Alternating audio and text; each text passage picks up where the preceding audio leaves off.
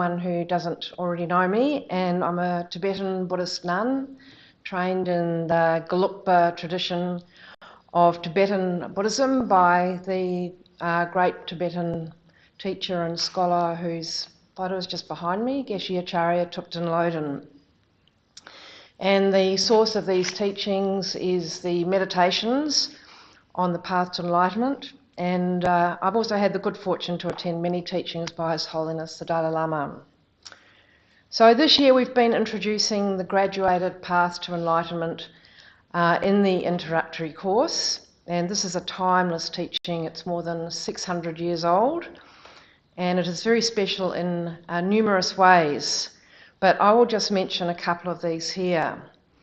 Firstly, for those interested in attaining the mind to enlightenment, that's a state of perfect awareness and everything completely ripened and very blissful and very happy and very able to help others. It's a jewel-like recipe, the graduated path to enlightenment, of how to take that path.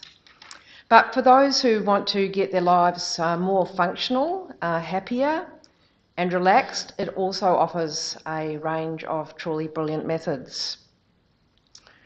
So in the first part of this series, Angela Sherma covered topics such as impermanence, karma, leisure and fortune, and the 12 dependent links.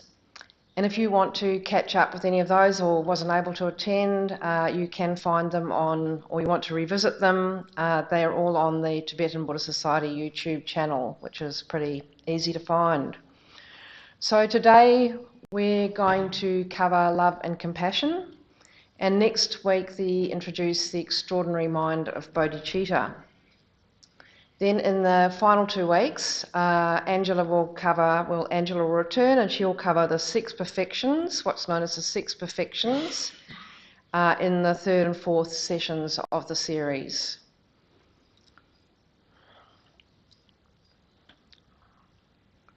So yes, great love and great compassion are very special practices within the Tibetan Buddhist teachings. And they're reliable as a source of happiness for both ourselves and others. So that is why they're taught and why so much emphasis is put on these remarkable teachings. And step by step, we'll unpack it.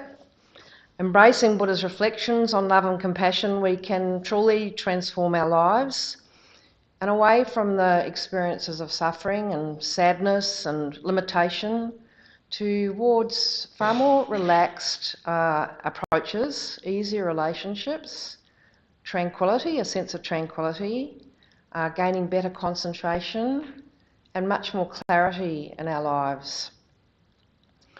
And it can also, as we explore love and compassion, we can also reveal to us our own approaches to happiness and how we are also ways that we might want to find happiness.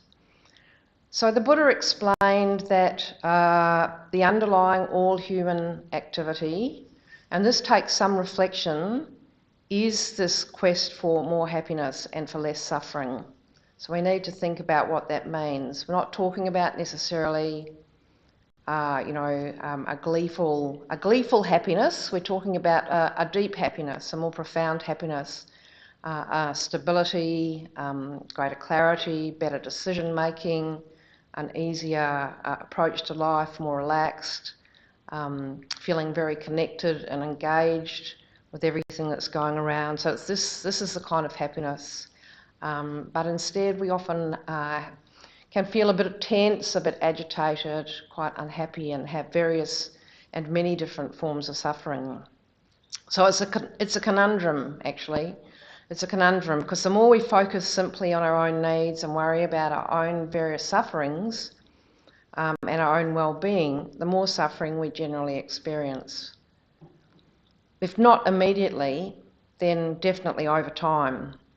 But if we are focused more generally and more widely on the happiness of both ourselves and others, then our happiness will naturally grow in its various forms and iterations, as I explained.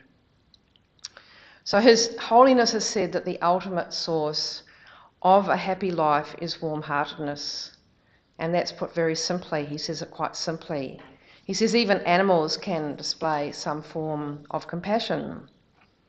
So when it comes to human beings, compassion can be combined with intelligence.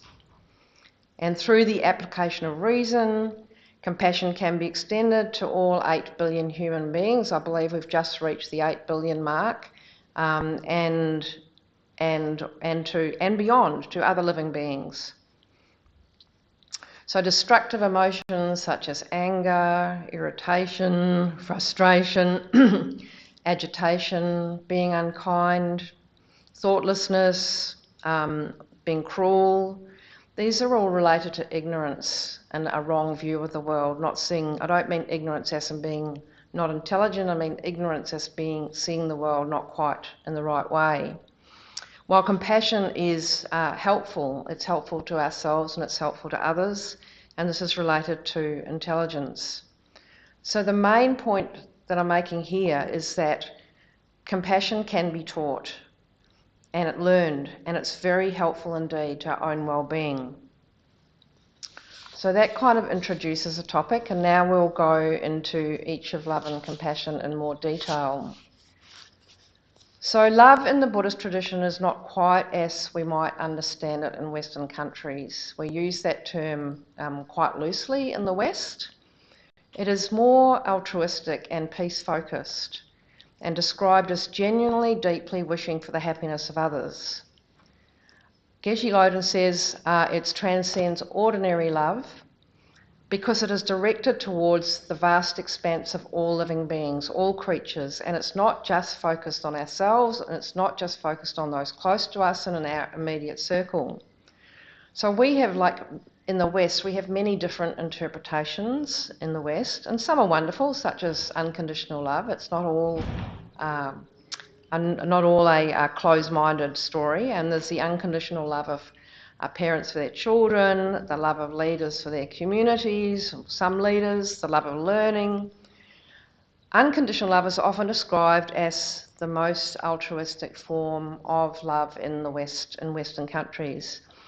And that is a really important contribution to the real meaning of love. It means no boundaries, no conditions, that you're giving the love without any requirements from others. However, sometimes when people talk about love, it is more about need. When we say I love, it can mean, and we have to reflect on this, and when we say the word I love, unpack it ourselves and reflect on it and think about it, because we can say I love, but what does that really mean? It can mean I need, or it can mean I want to be happy.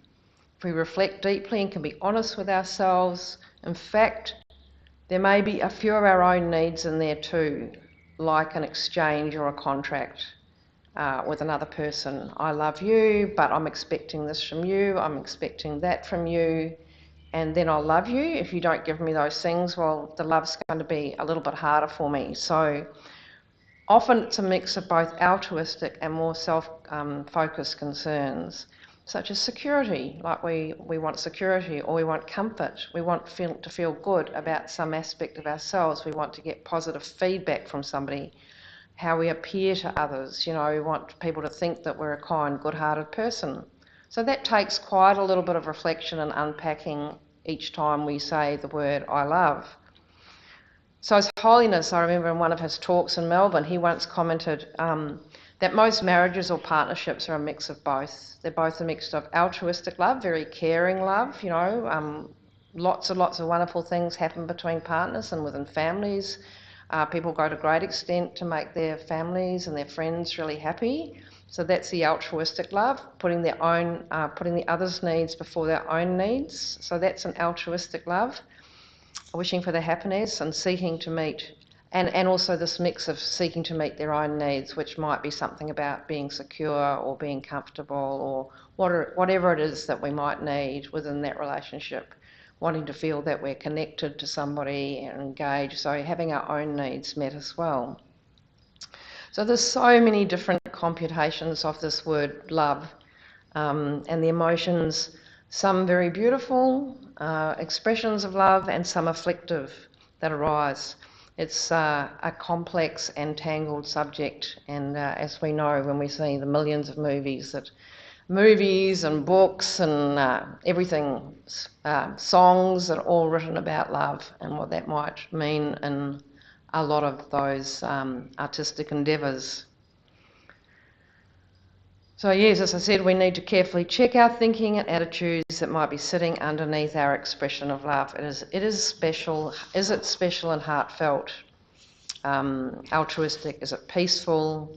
We have so many different loving relationships with our families and our children, our parents, our partners and friends.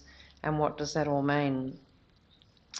So all these different types of love have their own qualities and they have their own resonance.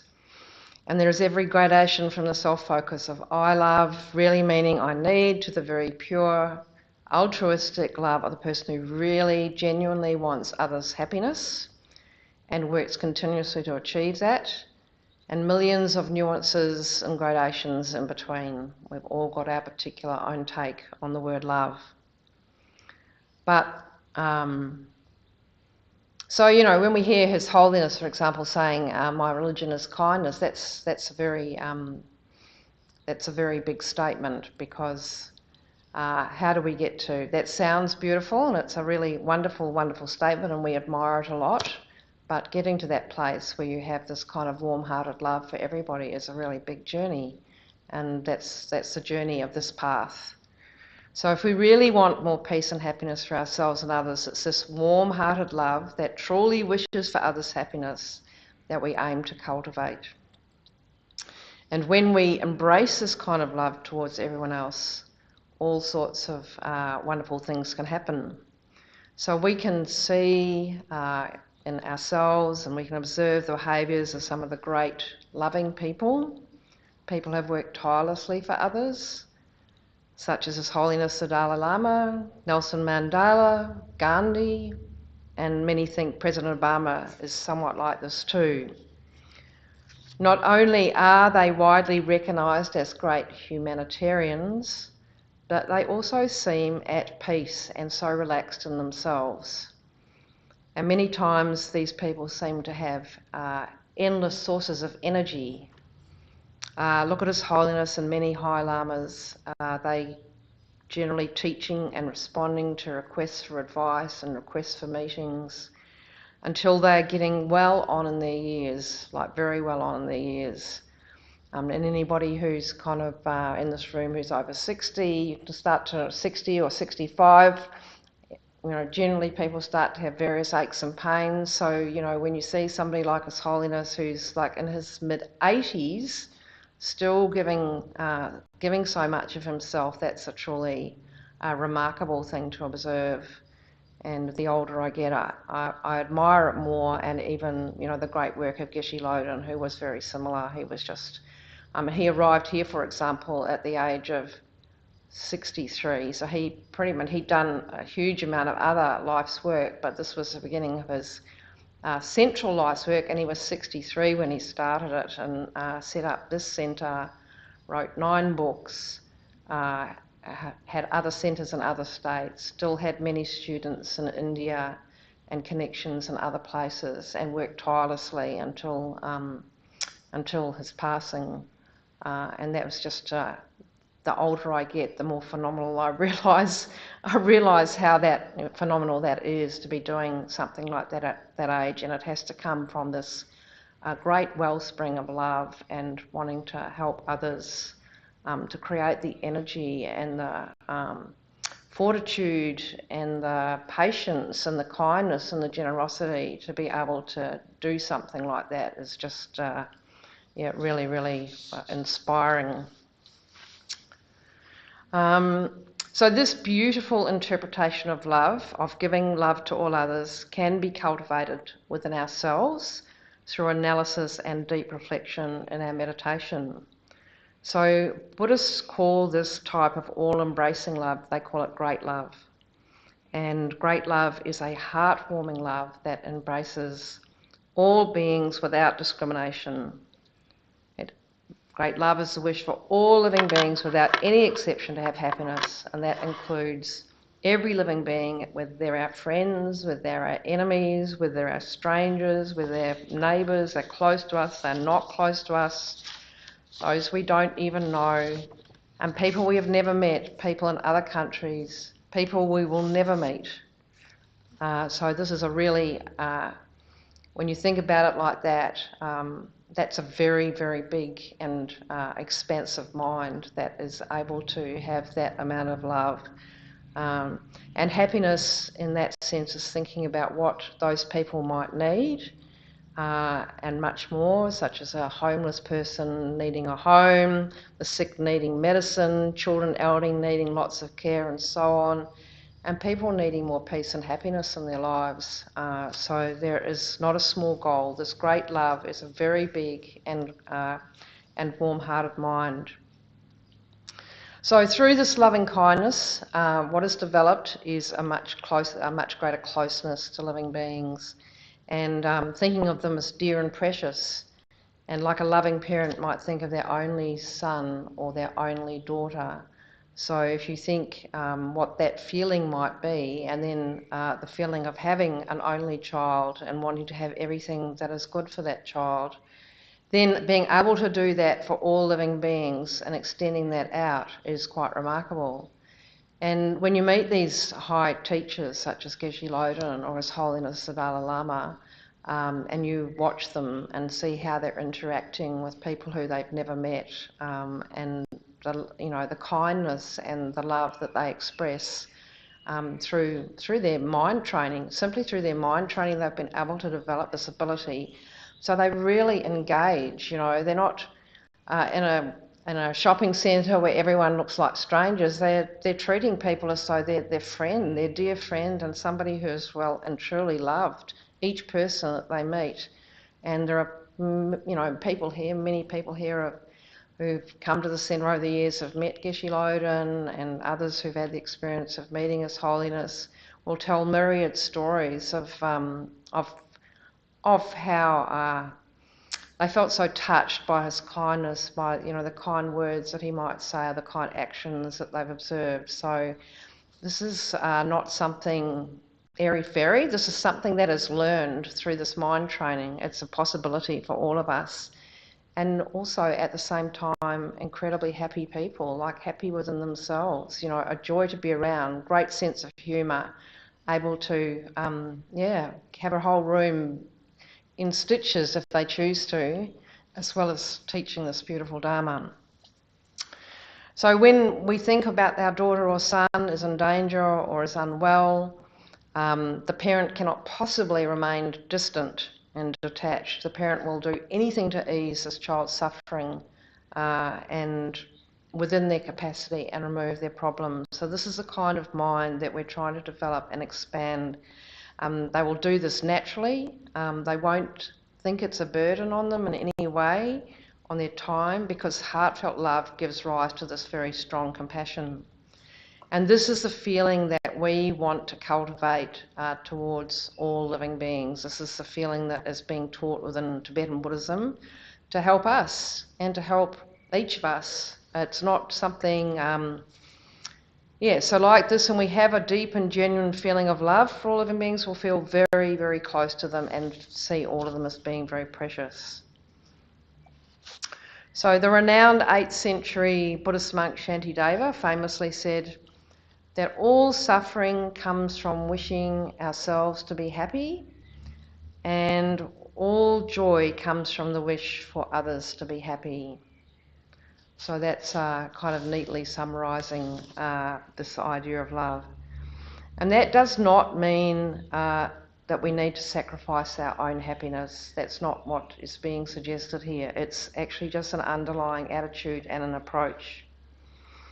His Holiness, for example, explained, he said, for some people the idea of compassion entails a complete disregard for or even a sacrifice of their own interests. This is not the case. In fact, we first of all have to have a wish to be happy ourselves. If we don't love ourselves like that, how can we love others? So this is especially true in these difficult times.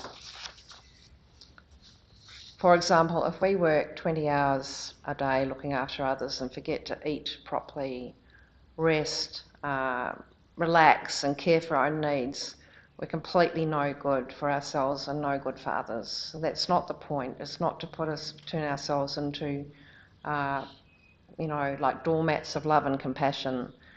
If we tried to do that and work 20 hours a day, most of us are going to end up really sick and really stressed and even going to need to give up our aims eventually. This level of altruism is definitely beyond most of our capacities. So what we need to do, if we want to take this path, if that's our choice, if we're interested in developing our love and compassion, is to check our underlying attitude. We spend our whole time thinking about, planning and meeting our own needs, we're unlikely to be happy. If our thinking, planning and activity is broader, then we're likely to have a more peaceful and happier outcome. So that broadly covers great love, and we'll do some meditation in a little while. We'll just now go on to talk about compassion. So it's the companion of great love in Tibetan Buddhist teachings is great compassion. And compassion is wishing to free others from their suffering and thinking about what is best to do. So why compassion? Compassion has so many benefits under two headings: benefit for others, benefit for ourselves. And so many of the great Tibetan Buddhist teachers have devoted their whole time to focusing on studying and teaching compassion. There was one famous Indian teacher, Chandrakirti, who was a strong advocate.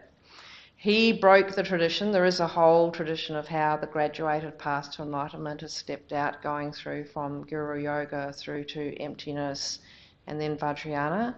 But he completely broke tradition and said it was best to emphasise compassion at the beginning, the middle and the end of one's meditation practice.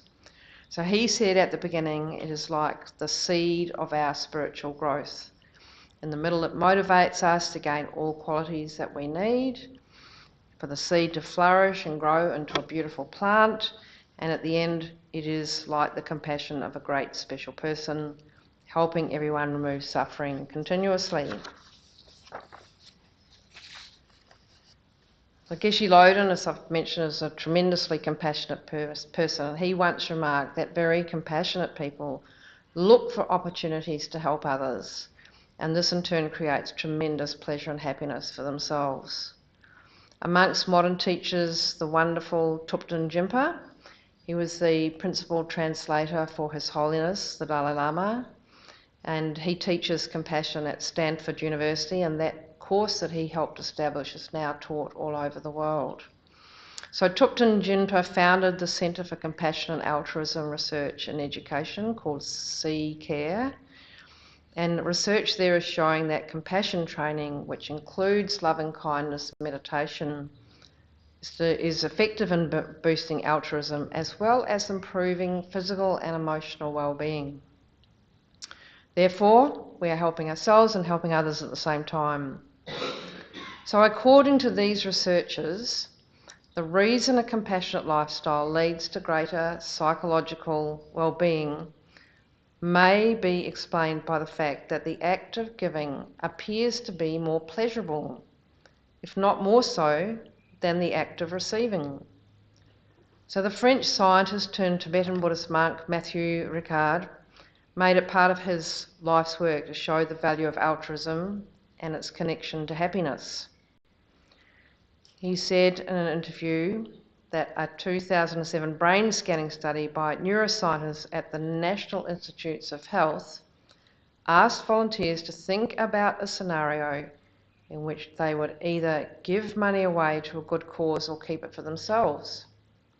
The researchers were completely stunned to find that imagining giving the money away to those in need actually activated a primal part of the brain that normally lights up in response to food or physical pleasures, suggesting that morality is not only natural to us and beneficial to us, but it's also deeply pleasurable. So what it's suggesting is that in fact that the tendency to care for others is indeed an innate to human nature, that we indeed have the Buddha nature that Shakyamuni Buddha explained nearly 2,600 years ago. So based on this modern research and ancient Buddhist wisdom, Regard sees altruism as an important antidote to unhappiness. So Geshe Loden explained it in Meditations on the Path to Enlightenment. He says, when we see their suffering, we will have truly great compassion. So one of the important practices to train our mind in compassion is understanding the different forms of suffering.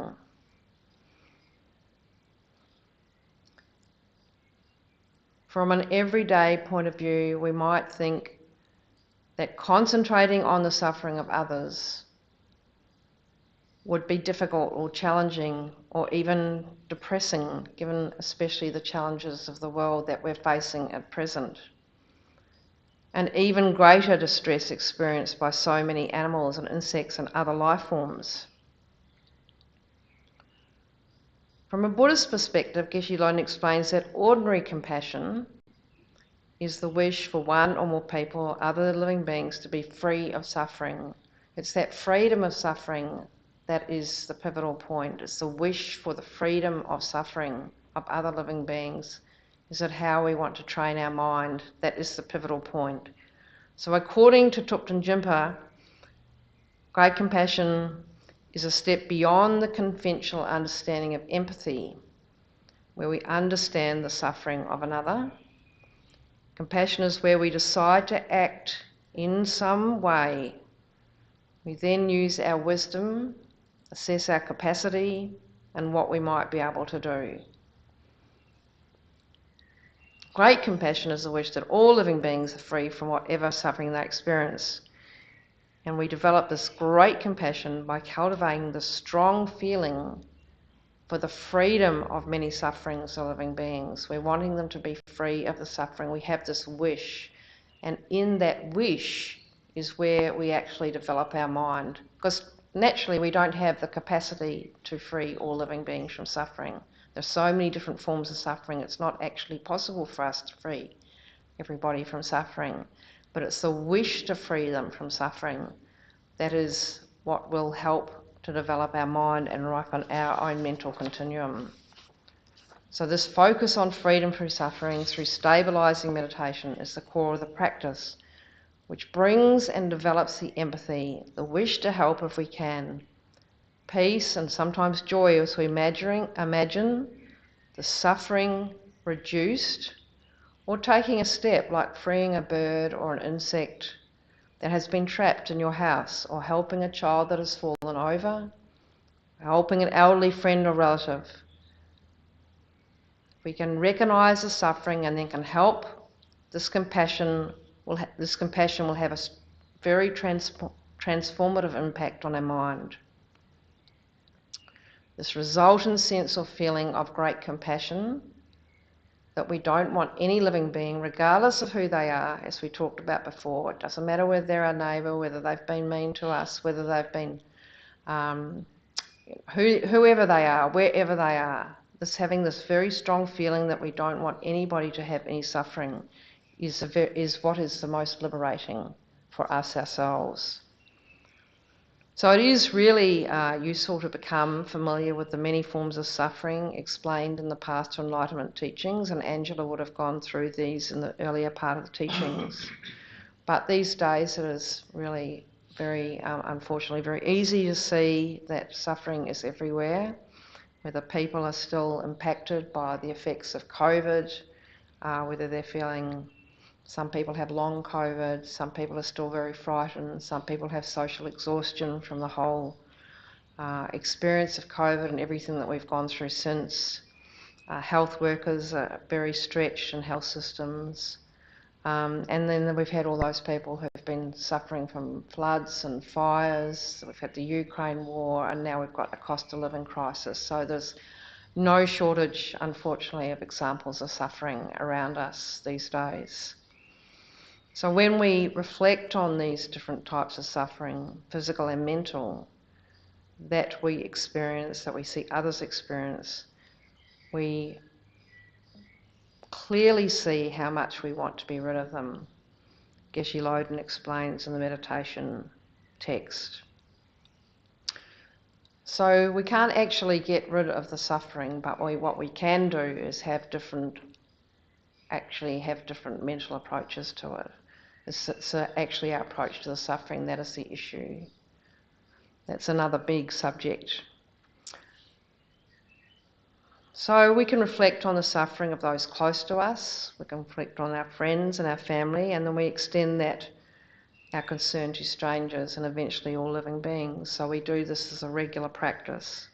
And when we focus strongly on the suffering, we develop and grow this empathy and warm-heartedness. And then the compassion will arise. This is great compassion, and we can meditate on it single-pointedly. This is the reflection that will bring this compassion. We will naturally want everyone to be, if we do this kind of meditation and reflection and think about the various forms of suffering, so many different forms of suffering, suffering of birth, the suffering of old age, the suffering of illness, the suffering of death, the suffering of not getting what we want, the suffering of losing everything that we have, and so many different forms of suffering that can be reflected on without wanting to be overly gloomy. They just exist. This is part of our existence. And we'll naturally then, when we reflect on the suffering without wanting to be overly gloomy about it, then we'll send so much love and we'll wish for their happiness.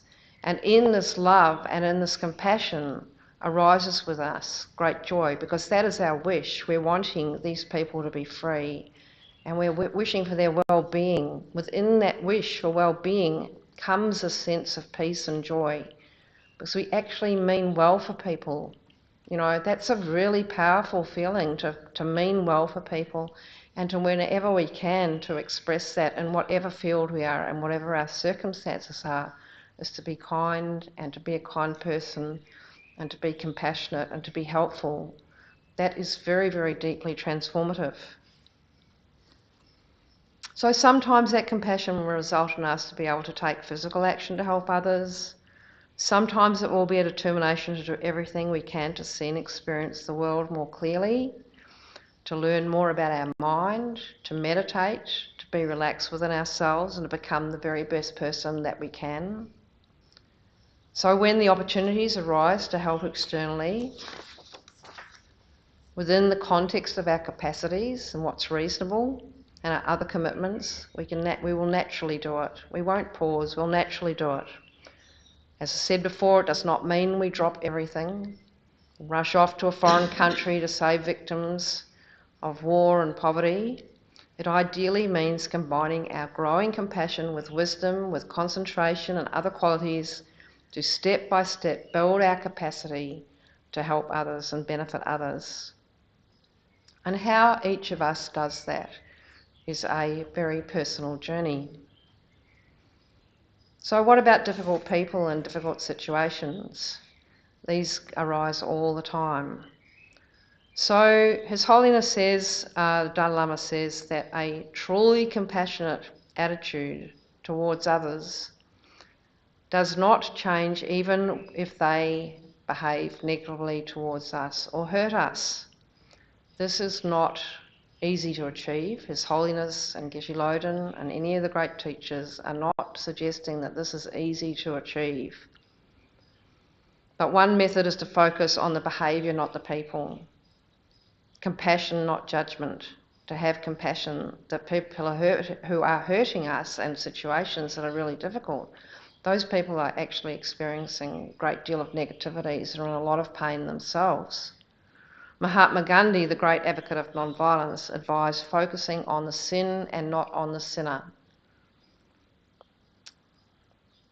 So, step by step, as we develop our meditation, we develop our focus on love and compassion, we can develop the space and the wisdom and the mental dexterity to remain caring towards others, recognising that, like ourselves, we're all a mixture of positive and negative minds. We all, if not, we would all be, either His Holiness the Dalai Lama or Mother Teresa or some incredibly high being. So at this point, we all have a mixture of good qualities and not so good qualities, and different times, of our lives, these arise. It's a little bit up and down like that. So we have positive minds and positive reactions, and sometimes we have negative minds and negative reactions. So if we recognise that everyone else is like that as well, because they've bitten your head off that time, they may not do it a week later. So it's the action that we're focusing on, not the person. That person has still got their whole lives to live, and everybody is suffering and everybody wants happiness. So that while they might have been rude to us or criticised us or hurt us in some way, it is the action or behaviour that is the problem, not the person. And yes, that's difficult at times. There's no question. It's very difficult at times when somebody's been very confronting towards us. Their actions at the time may have been incorrect, and in some cases they may need a response.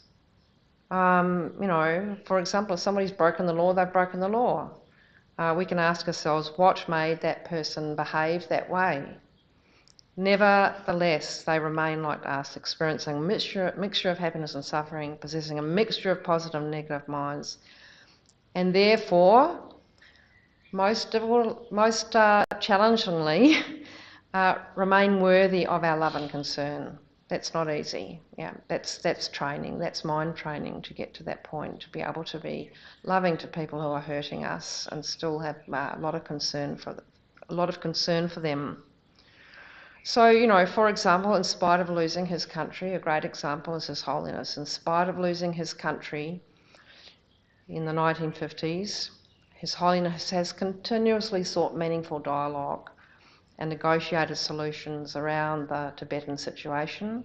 He continuously meets with so many different groups of Chinese people, offering them support and advice for a happier life. He has not held it as a grudge. He has seen it as an opportunity to keep working. Immediately, as soon as he left Tibet, immediately it became this amazing opportunity to share these marvellous teachings with the whole world. So it's always been stepping forward. His Holiness once, and I really treasure this story, he once told the story of a Tibetan monk's experience while he was in prison in Lhasa, in the former capital of Tibet. And he said this monk was very, very frightened. He met with this monk sometime after he'd been in the prison, and the monk explained to His Holiness how frightened he was while he was in prison. So, one would be frightened of being tortured. That sounds, but His Holiness inquired further, and then the monk explained that he was not frightened of the challenges of imprisonment. He was frightened that he would lose his compassion for his captors. So that was the measure of his teaching. That's extraordinary compassion. That is what is meant. Whatever the circumstances, continuing to wish for the happiness and freedom from suffering of others, whoever they are and whatever they've done to you. So I find that story very inspiring, and it reminds me of how far I need to go to really have compassion. That's unbelievable, to have compassion towards your captors and whatever conditions that they're dealing out. So during a talk on conflict in COVID and compassion, or during COVID on conflict and compassion, His Holiness received a question from a young Indian woman who wanted to know how to maintain compassion for the perpetrators of injustice. His Holiness reminded her that although the Buddha had talked about suffering, he spoke even more about the causes of suffering. So since none of us seeks suffering, we need to avoid the causes of suffering. His Holiness suggested that people with no moral principles, who make trouble for others, are engaging in negative actions, these will have unfortunate consequences for them. We should be concerned for these people and for those who they have abused. their experience of life is severely compromised and very likely unpleasant. So he's making the point that, the perpetrators are actually setting themselves up for even more and more suffering. So the 8th century, on the same topic, the 8th century Indian master Shantideva tells us that our enemy, in fact, can be our best teacher, because nobody else gives us the same opportunity to practice patience. If everyone's kind to us and gentle with us and making life easy for us, well, that's great, that's wonderful, no problems, we're not going to deny that. But if somebody's giving us a hard time, then, we can see a side of ourselves that we may not see at other times if everything's pleasant and easy. And that might spark this kind of negative reaction. So if somebody's giving us a hard time, it's best to just kind of hold fort and let the moment pass, the heat of the moment pass, and then have a think about whether we really need to respond or not, whether we're going to let go, or just we do need to take it up because it's an issue, and we do that in a very calm and peaceful manner. But more often than not, if somebody's giving us a really hard time, it's we might react, and that's where we learn about our own. That's why Shantideva is saying that somebody giving us a hard time, in fact, can be our best friend, because they're showing us where we're up to, basically. They're showing us where we're up to in our own mental continuum and our own reactions. So yes, I was mentioning about His Holiness and leaving Tibet. Great Tibetan teachers, His Holiness included, or another greatest Holiness, immediately after losing their country, the ones who were able to survive and came across the border into India, immediately began setting up, without any pause, with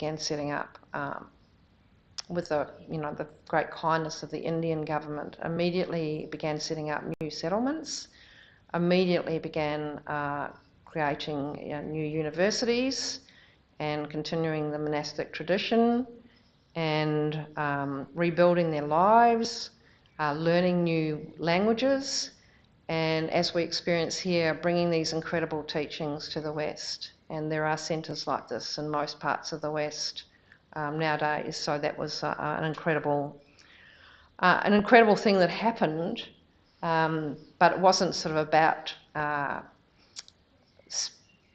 investing their time and energy into oceans of tears. It was about getting on with it and getting on with doing what they could to help, continuing with their studies, continuing with their endeavours, rebuilding communities for the lay people. The lay people needed somewhere to live, so with the kindness of the Indian government, that could happen. So millions and millions, literally millions of meditation and Buddhist philosophy students in every country have decided to learn more about studies from these great teachers, Tibetan teachers, and they've never ever given up. Geshe Loden was a great example. Never given up their loving and compassionate goal as young people. They were young people and they studied for years and years and years. Geshe Loden himself would have studied for around 40 to 50 years. Incredibly profound and deep texts. So the Geshe degree, which is the foundation degree, is a 20-year study, and it's at least equivalent to a PhD. So they never gave up their great goal to become highly learned scholars studying for decades, to become great teachers and the very best version of themselves to help others. And so their extraordinary selflessness, their kindness and generosity is all based on their understanding and meditation on this great love and great compassion. So I'm going to close before we do, we'll do a meditation shortly. I would like to close these reflections on love and compassion with another wonderful quote from His Holiness that I came across in the last few days. The greatest degree of inner tranquility comes from the development of love and compassion. So by listening, thinking and meditating, we too can develop these great qualities. So I'll just touch briefly on bodhicitta, which is what we're going to cover next week.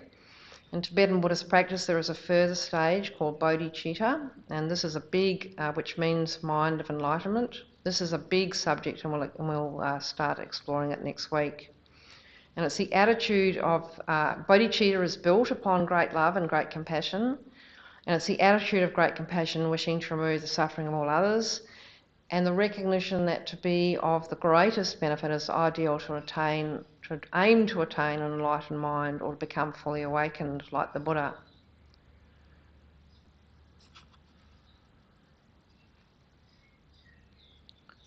So what can we do to transform our mind if we're inclined this way? Listening, thinking and meditating is the recipe that they say. Listening can include reading, so listening or reading, thinking about what we've learnt, and then meditating. And really meditation is a tool that opens us up to the world of the mind. And as we investigate the mind, we begin to see the nature and pervasiveness of the mind. And more, it slowly dawns on us that there really is no other world than the world of the mind. It's the condition of our mind that shapes our experience of the world.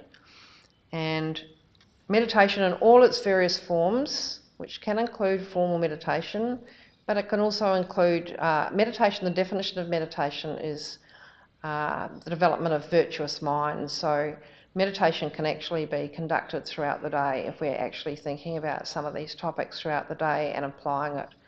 For example, we might have a shower and think, I'm washing away all my negativities. Or we might get out of bed and say, I'm going to do my best to help all living beings today.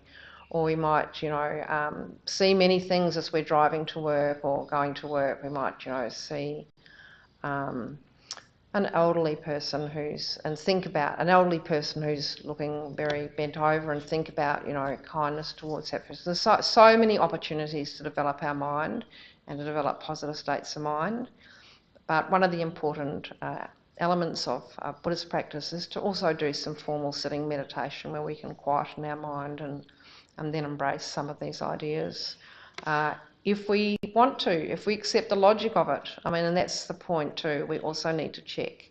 We need to check if you might think that Anna's talking a complete load of nonsense and rubbish, but think about the logic, whether it accords with your own experience, and to think about whether it makes sense or not as well. The Buddha always said, check, check, check.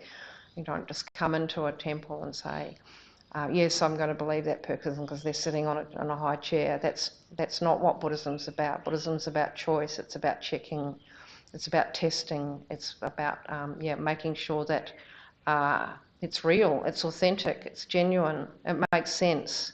Because that's apart from anything, we're not going to really get the benefit unless we do think it makes sense. We're just not going to. We've got to appreciate the logic. And if it's a bit hard at the moment and it's not quite your thing, then we put that to one side and we see if there's another topic that is, if we are maintaining an interest, then we see if there's another topic that is of more interest to us at that time. Anyway, so let's do some meditation. First of all, we're going to do some stabilising meditation, and then we'll do a meditation sending love.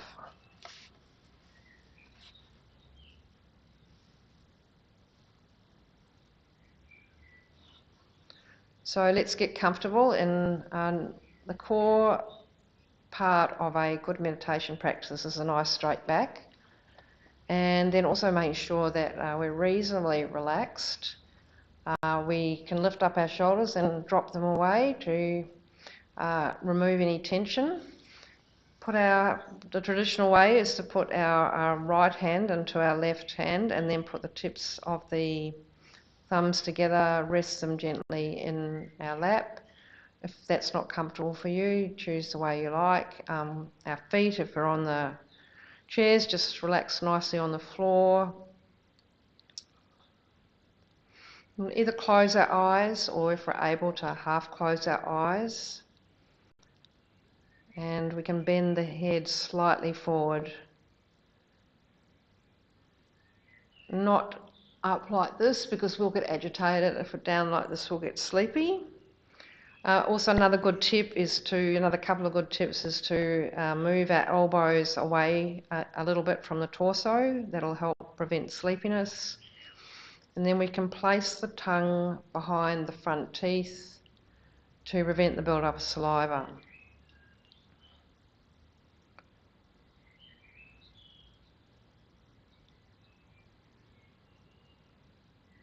So we'll begin the meditation by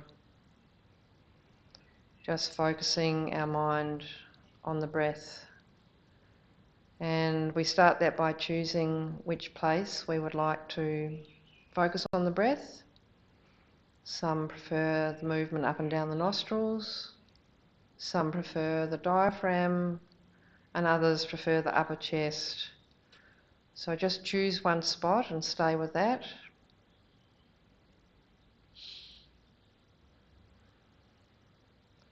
And then we watch the rising or the in and out of the breath.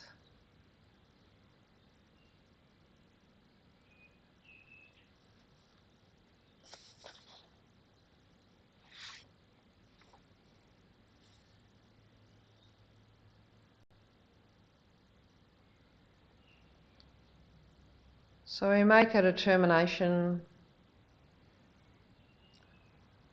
that our chosen object, in this case the breath, will be our focus, our concentration for this short time. This time is precious. We've chosen to take this time to settle, and to make the best use of it. We'll concentrate and focus on the breath.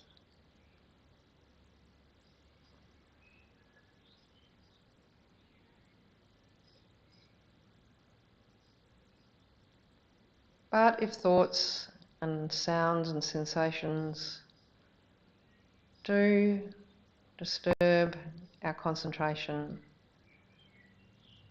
we just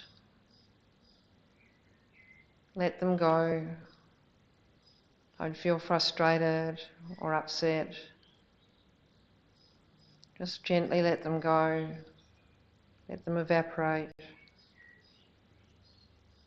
And return our focus gently to the breath.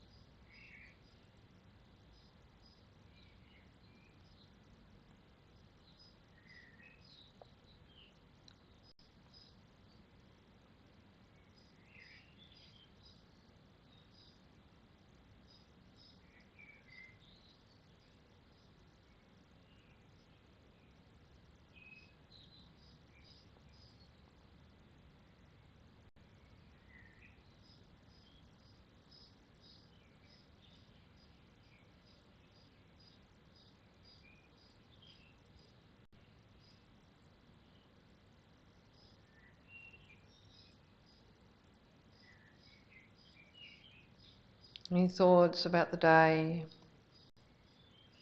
what happened this morning? Any worries, plans for the future, daydreams, feelings and sensations that are mere distractions from the object of concentration? Just label them as distraction and gently bring our attention back to the breath.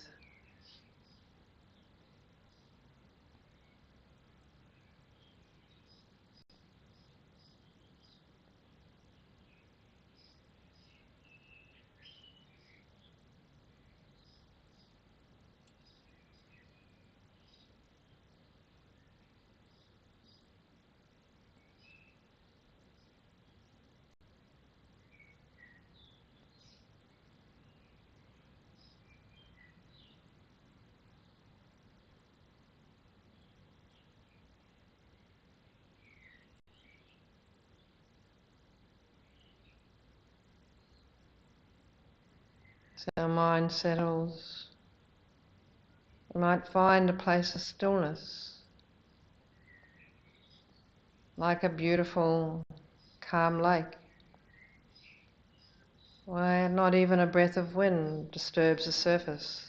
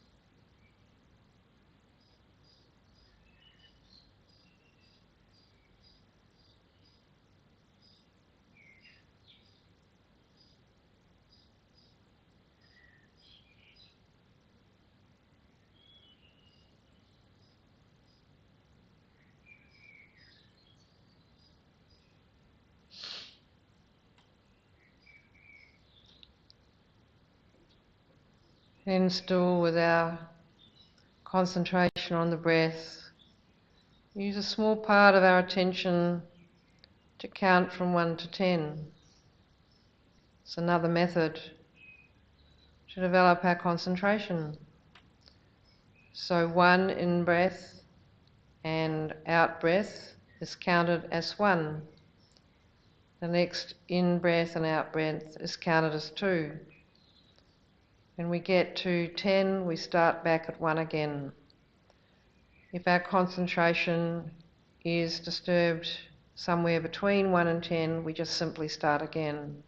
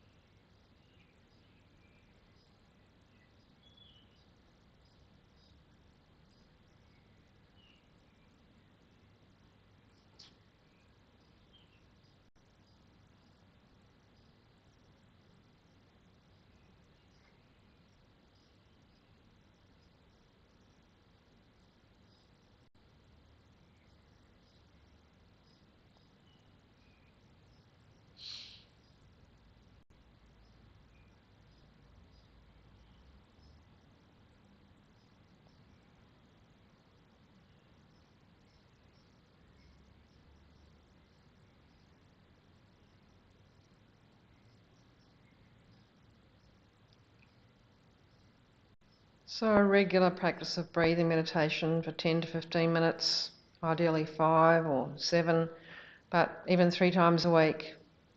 It's a learned skill, and this regular practice will very likely bring improvement and all sorts of benefits beside. So we'll have a bit of a break, we'll have a stretch, and then we'll do a second meditation. So when you're ready, release your concentration.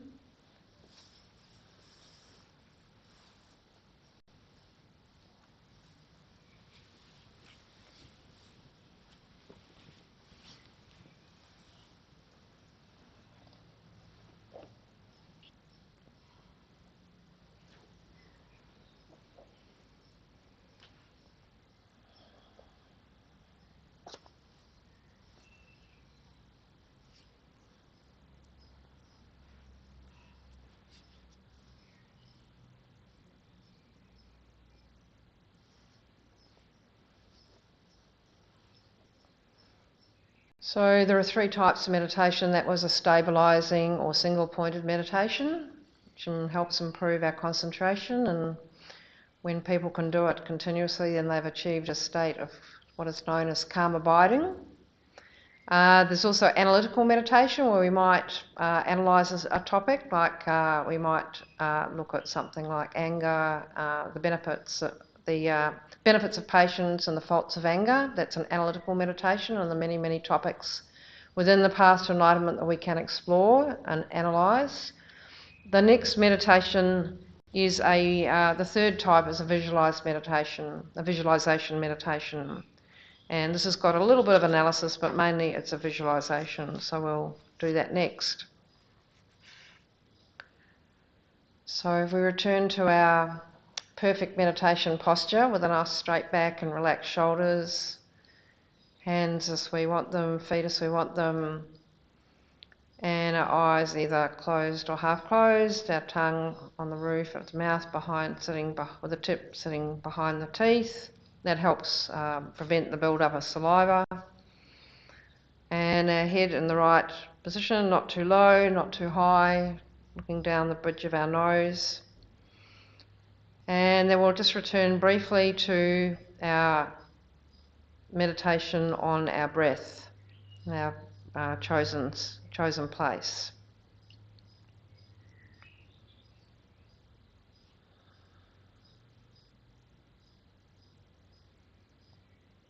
So this time we're just going to focus on the out-breath.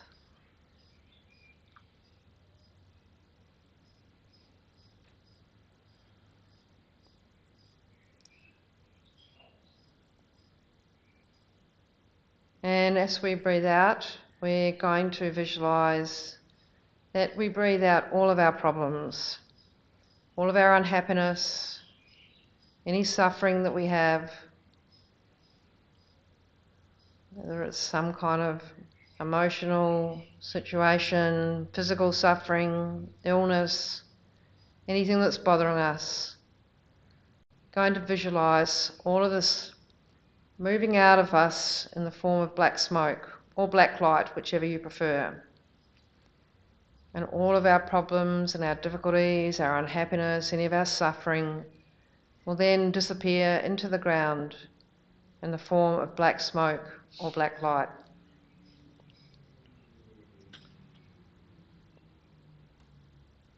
This black smoke or light represents any sickness or causes of sickness, any causes of a short life, any worries, anxiety, anger, agitation, any negative states of mind, any sources of suffering at all, such as bad memories about times we've been hurt, any resentment,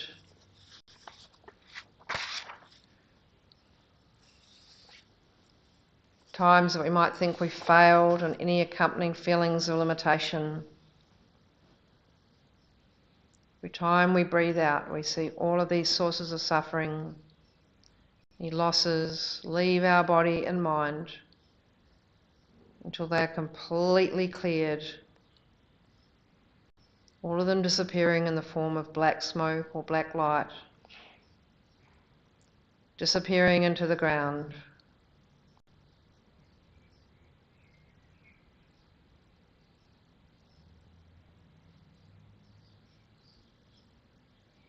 Completely gone.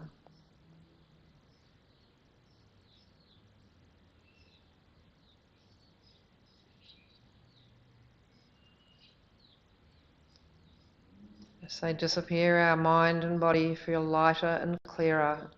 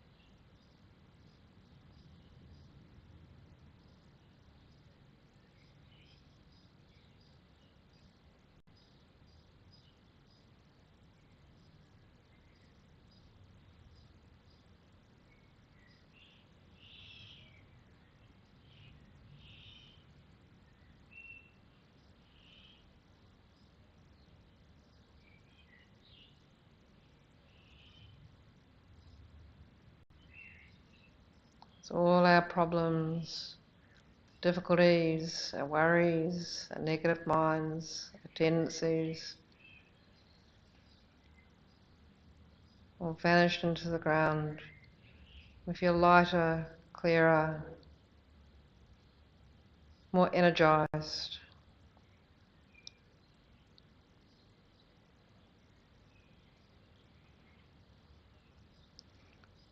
And next we focus on the in-breath.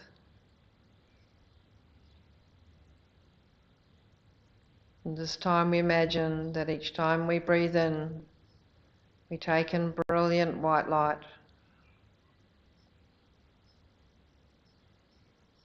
This radiant white light appears as white light, but it is actually all good qualities and causes of happiness, such as joy, good health, long life, and all positive states of mind, such as patience, generosity, compassion, love, and wisdom.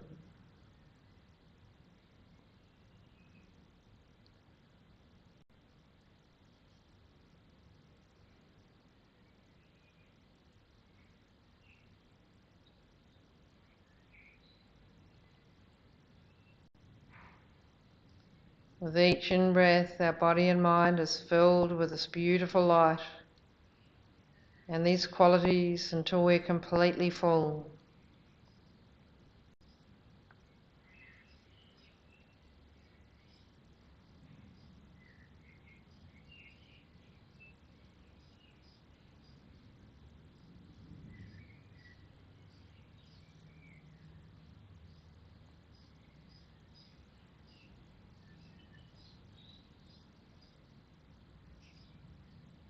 The body and mind filled with warm-hearted kindness.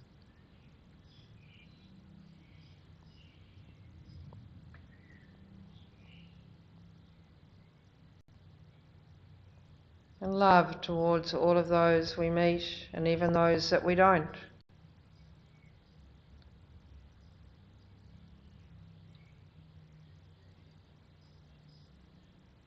Wishing them well.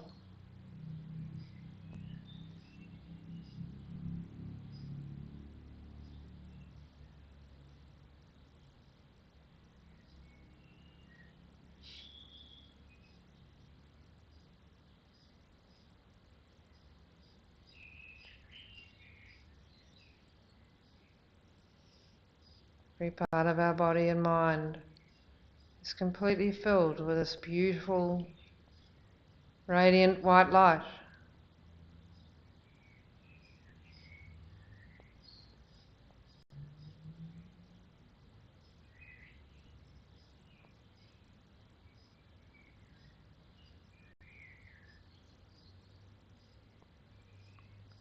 And all these remarkable qualities until we are completely full.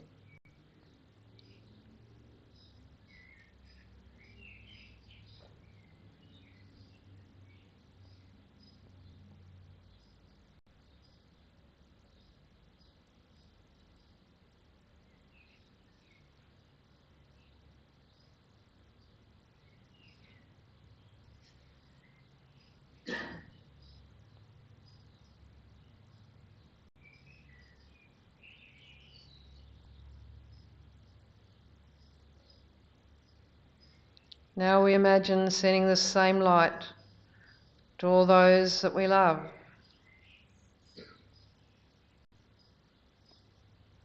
Then to our friends and colleagues. Then to everyone throughout the world.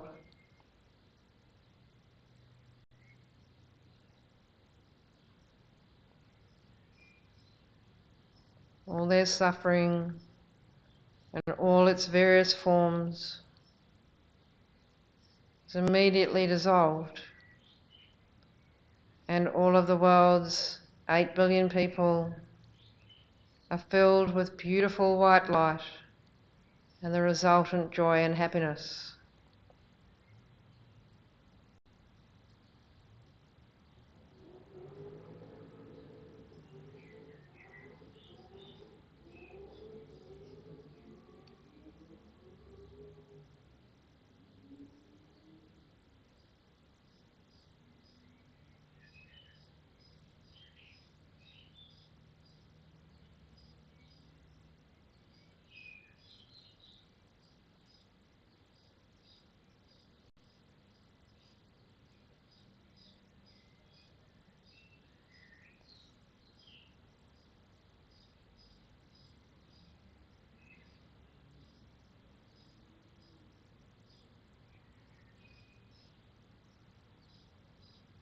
We maintain this feeling for as long as possible.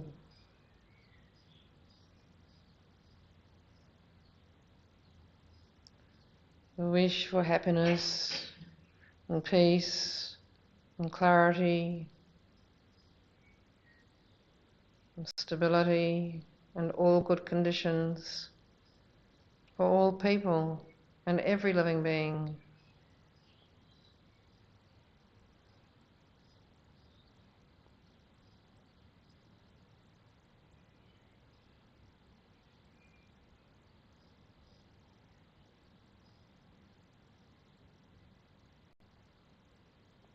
Wouldn't that be marvellous?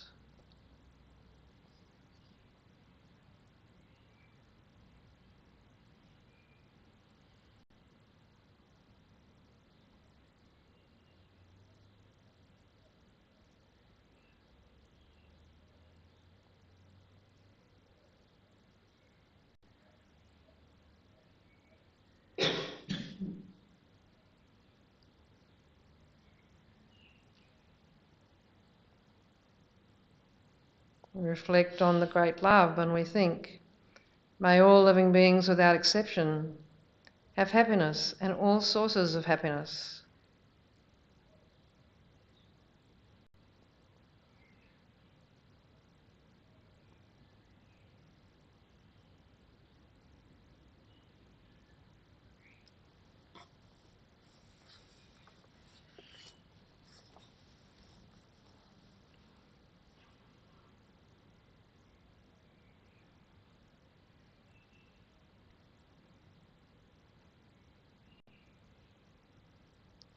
Then in the recognition of the effort of this meditation and this class, we can dedicate the positive energy that we have created towards more happiness in our own lives, more good conditions, better health, and also happiness and good conditions for the people that we love and all living beings.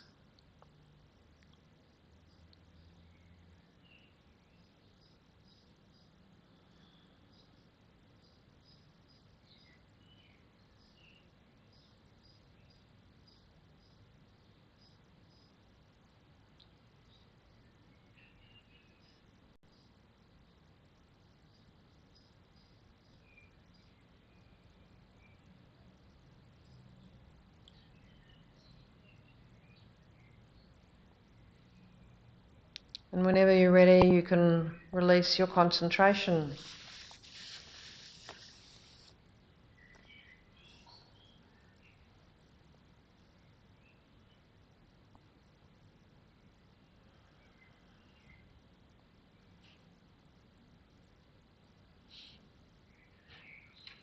So as mentioned, next week we'll explore bodhicitta, the actual mind of enlightenment. If you have time this week, I recommend some breathing meditation and developing the mind of love. Also next weekend, if anyone is interested, we have a short retreat which is called Healing Practices for an Ever-Changing World. It can be done on site or it can be done online. And if you want to learn more about this, there's lots of information on our website. You just need to look on the front page and under the latest news, and you'll find all the details and a registration form if that's of any interest for you. It goes from Saturday. There is an early session which is an introduction overview to Tibetan Buddhism, and then it goes from about, I think, 9:30 till about 6, and then there's a discussion group at night, which is again optional. And then there's a couple of sessions on Sunday morning, and classes will continue on Sunday afternoon. We'll be back for classes. So if you've got any questions about the retreat or about today's session, you're very welcome to join us for a cuppa in the dining room, or if you can't stay and you have a question, can you please email it through to events@tashita.org, and I'll be very happy to answer them then. So thanks very much for coming today, and thanks so much for your patience, and hope you can join us for a cuppa. Otherwise, have a great day. Thank you.